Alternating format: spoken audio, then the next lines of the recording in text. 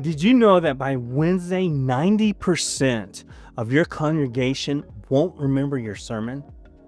Hey friends, welcome to this channel. If you're new here, I'm Shawn Simmons, and over 30 years ago, I stood in my first pulpit wanting to see lives transformed, only to watch those same faces return unchanged week after week after week. That frustration led me to start S3 Ministry. Today, we'll uncover what's missing from most sermons, not theories, but 3 practical elements I've seen create real change when applied. So stick around, because by the end, you'll know exactly how to implement them this Sunday. Element number 1, the missing link. Many sermons fail to leave a lasting impact because they lack a central main idea. The brain's ability to retain information depends on both emotion and repetition working together. Like when we remember a catchy jingle because it combines emotional appeal with repeated exposure. Without these elements and a central idea, the brain dismisses information, leading to poor recall by the congregation. The solution lies in crafting a killer bottom line. A spiritual sound bite that summarizes the sermon's one main idea. Think of how "just do it" perfectly captures Nike's philosophy in 3 words. A strong bottom line serves as a focal point, making the sermon's main idea easier to recall and apply.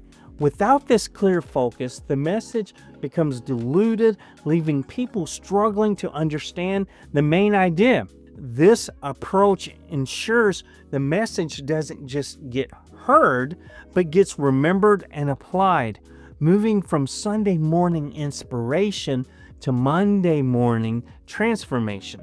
When people can recall and share the core message days later, that's when you know your sermon truly landed. Element number 2, 4-part sermon structure. Imagine your sermon flowing naturally like a river, where each part guides people closer and closer to transformation. Part number 1, the introduction. A compelling sermon introduction is vital for capturing attention. It serves as a gateway to your message, setting the tone and engaging people from the beginning. For example, opening with a relatable story about overcoming fear can immediately connect with people facing anxiety, establishing that connection before transitioning to scripture. By combining people's needs with the sermon's core message, the introduction encourages active listening and prepares hearts for what follows. Part number 2, the exploration. A deeply focused exploration of one passage reduces exegesis errors and maintains the message's integrity. For instance, studying just John 3:16 rather than jumping between multiple verses allows pastors to examine key terms like believes or eternal life, answering the question, what does God say, with precision. This concentrated approach prevents a scattered delivery that confuses people. By anchoring the sermon in one single text, pastors achieve deeper exegesis and a clearer core message. Part 3, the application. A gospel-infused application goes below the surface, showing how Scripture connects to Christ and penetrates daily life. Instead of vague advice, provide concrete steps. This week, share your testimony with one coworker, or journal where you resist God's love. The application should answer, how does this change my Monday, with actionable guidance tailored to people's struggles. Part 4, the invitation. A well-crafted invitation acts as a bridge from understanding to action. Picture a physical bridge. Each plank represents a clear step. Commit to daily prayer at 7 a.m. or join a serving team by next Sunday. This challenges listeners to internalize the sermon's truth and respond with tangible next steps. By articulating the desired response, the invitation moves them from passive reception to active participation in their spiritual growth. Ultimately, it ensures the message resonates beyond the sanctuary and into their daily lives. Element number 3, the secret ingredient to sermons. The foundation of transformational preaching begins with a pastor's own spiritual journey. When a pastor allows Christ to shape their character and perspective, it creates an authenticity that resonates deeply with people. I remember preparing a sermon on forgiveness while struggling with bitterness towards someone in my life.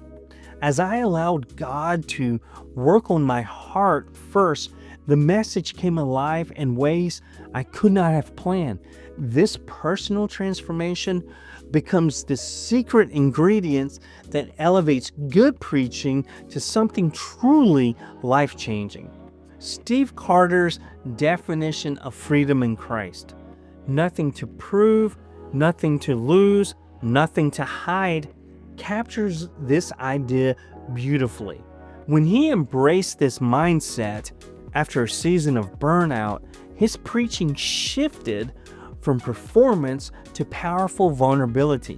That's the kind of authenticity that allows a congregation to see Christ's transformative power in action. It's not about making the message about you. It's about creating a living example of what surrender to God looks like. The sermon preparation process can be powerfully enhanced by making space for God to work on you first. This means intentionally allowing Scripture to challenge you and change you before you deliver it to others.